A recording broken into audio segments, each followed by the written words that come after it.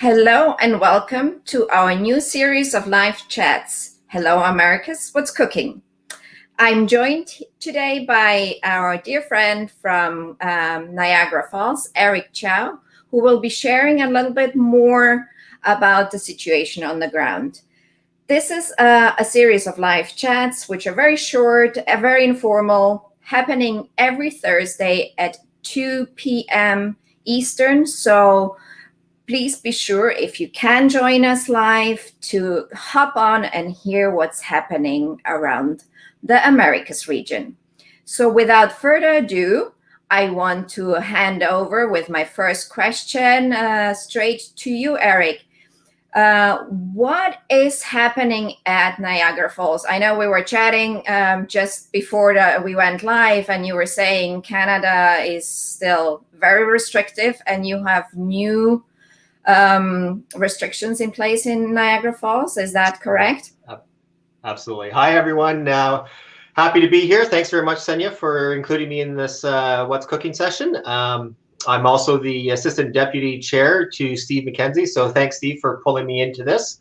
So here in Ontario, basically we have come down to a full lockdown beginning of April, which was supposed to be only 4 weeks, but on this past Friday got extended to mid-May or May 20th, and as well it's a stay-at-home order. So technically only going out for essentials. They've closed down outdoor activities, parks. Senya and I were just talking about the fact that golf courses have been closed in Ontario. How that makes sense, I'm not quite sure. And it's unfortunate because that was one of the few activities that myself and my two young teenage boys could actually get out and do. So in terms of their mental health, it was actually good for them to get out. So now they're spending more time at home on their devices. From a business point of view, that it certainly has not provided us with any comfort that it's been closed down again. It seemed at about, I'd say, 4 or 6 weeks ago, there seemed to be some optimism in our business. We saw some new RFPs come through. These were national associations that were starting to kind of get out from under the pandemic kind of doom and gloom, and we're starting to issue some RFPs. So we did see a few for 24, 25. A new international event ambassador had approached us for an event in 2025. So it seemed like there was some optimism. But now with Ontario being in this third wave, case counts just skyrocketing, lots of new hotspots, and this new lockdown, it just things have just kind of come back to a standstill. Right now with our convention center in Niagara Falls, we've got events in the books for August and September, October, which are still hoping to go forward, but who knows? Those conversations will certainly start in terms of what's the backup and what options do they have. And for the most part, we've been very accommodating. It's tough for both clients and suppliers, right? So I can imagine. And thank you all for those who could join us live. If you do have any questions or any comments and any shout outs for Eric, please feel free to do so. We will try and stream that in for Eric to see as well. You touched quickly upon one thing when you made your introduction. You gave a shout out to Steve as our chair and you being his deputy chair. How have you been enjoying your role as deputy chair for North America so far? It's been fun. I say tongue in cheek, he said it would only be a call once a week or once a month type of thing. It has been more than that, but the fun part about it is that I have been able to get to see a lot of different colleagues who are volunteering their time. And the fact is that's what makes our association so great is the people who volunteer. So, it's good to see people. I wish it was in person, but the fact that we've been having lots of Zoom calls and just kind of seeing everyone from Mexico, Latin America, the US and Canada has been great. And I know we've got 4 great committees that are working on some great things. So it's really neat to see everyone kind of pulling together and doing stuff that we probably, if there wasn't a pandemic, I think a lot of us probably would not have found the time to participate. So I think, this just allows us to grow in a different way and allows us to keep in touch.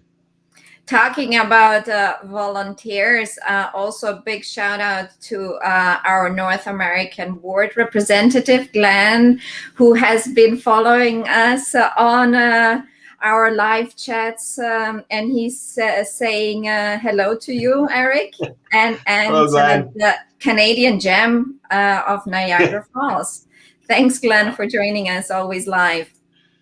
Yeah, unfortunately, I think both Ottawa and Niagara Falls have stepped back in time and gone into winter time again. We both got some snow this week, so hopefully that'll be the last of it. I'm hoping so too. And when you had your peak with some of the RFPs coming up, and you started working on it, what was the biggest challenge at that particular point when you were looking and putting those together?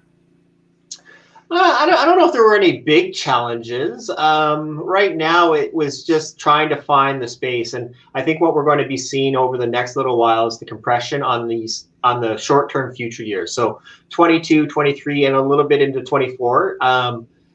Prime dates are going to be tough to be had because those groups who were in 2020 and 2021 that have now been bumped out are going into their dates. And then all of a sudden, if we start getting new business, it'll be very tough for them to secure, some prime dates because the compression is starting to happen. And, I've got one client who their dates were in October of this year.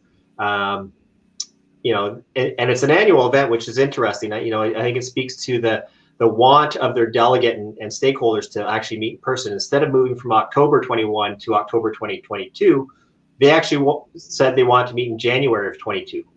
So sooner is better for them. But then, we had the discussion about, with case counts going where they are now, what can they do? And, we said we would work with them. If things are still as bad in, December this year, making 20 January a no-go, then we'll work with them and try to push them out to another date. So I think as things progress and, if things still need to get moved, there will be a lot of compression in the net, 22, 23 time frame for events. So have you heard from some of those clients that they are maybe considering even doing 2 events very close together because they've missed a year? Or not? I haven't. I don't know about my colleagues, but I have not heard of organizations trying to do 2 events in the same year. Now, they may be doing something virtually and hopefully planning for something in face-to-face, but no big plans for multiple large face-to-face in the same year. So would you say then that will change the rotation pattern for some of those events?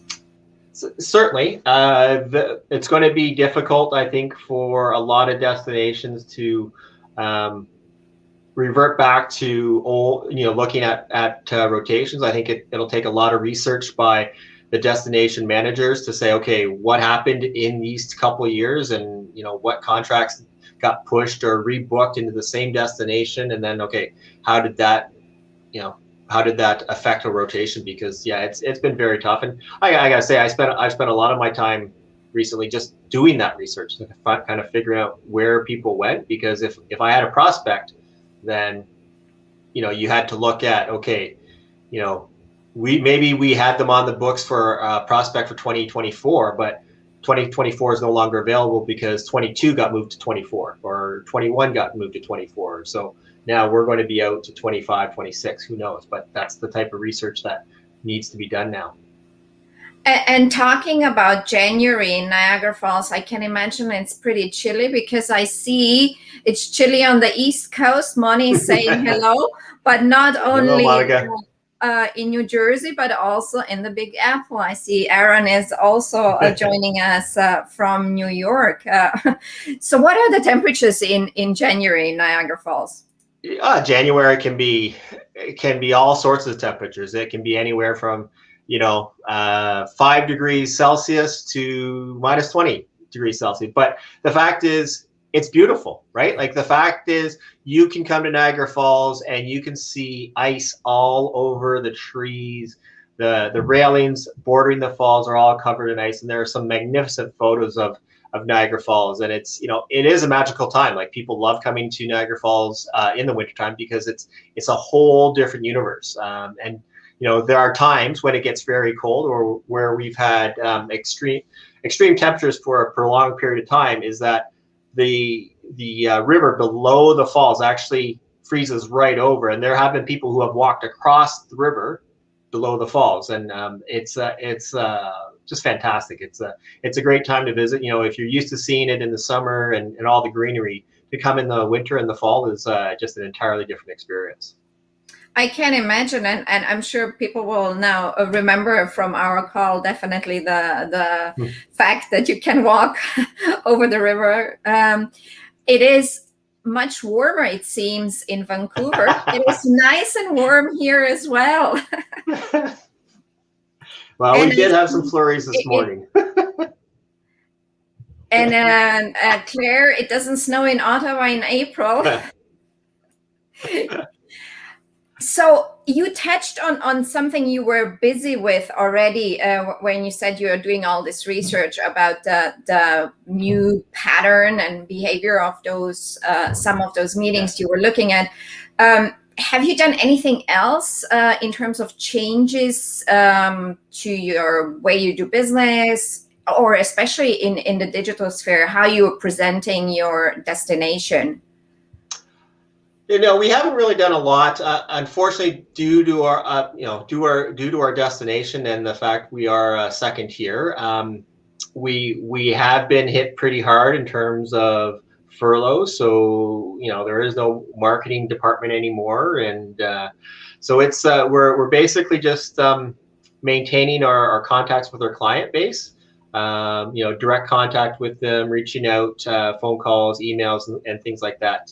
So we haven't had the opportunity to really change or be able to put a lot of resources into going into a digital framework. We just didn't have the resources, unfortunately. So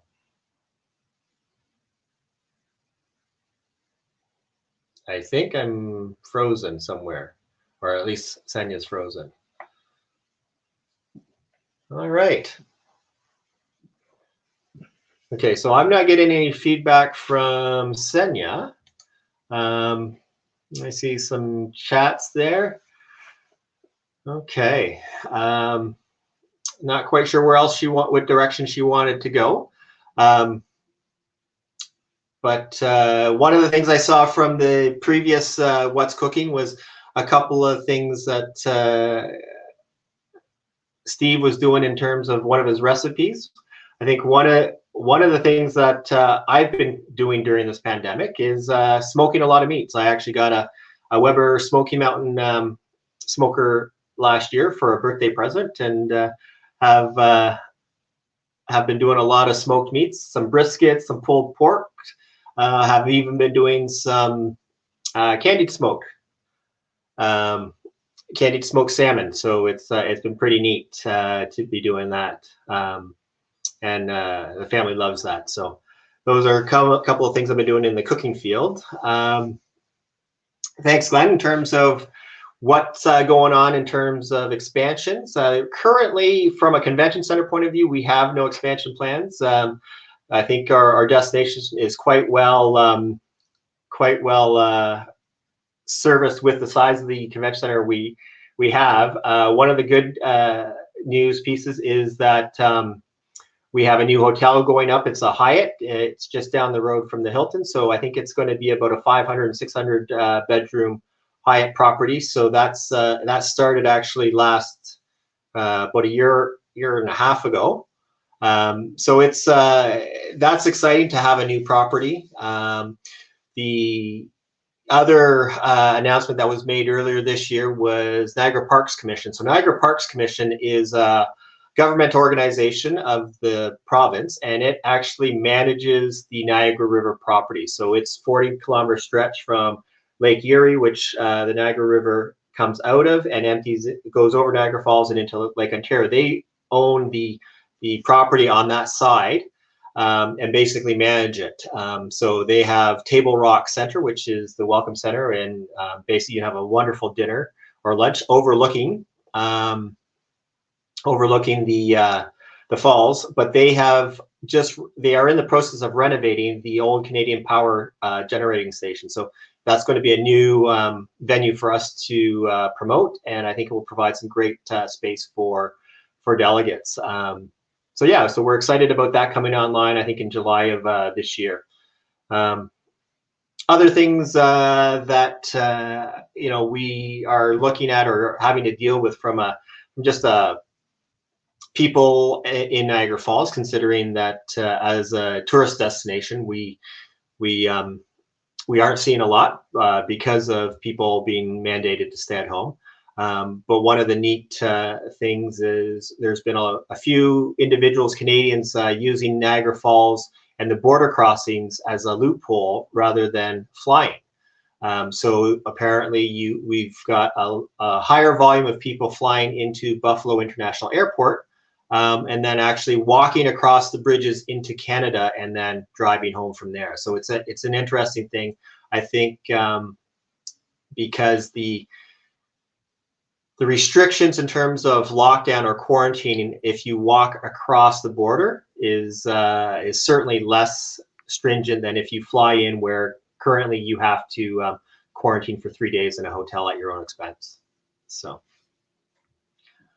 I think Senya's back. Oh. Something happened. I don't know if you hear me. Can you hear me? I can hear you. So my computer broke down, but I'm on a different computer now.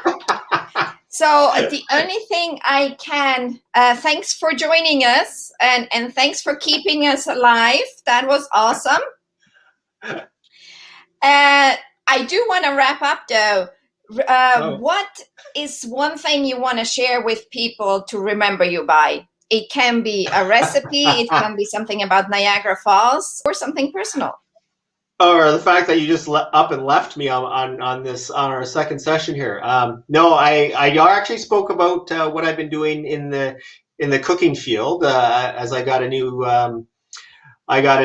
smoker, and it's been a lot of fun. And I think if anyone follows me on Instagram at Chow Toronto, then you'll see that I've got some great pictures of some smoked meats, which has been fantastic.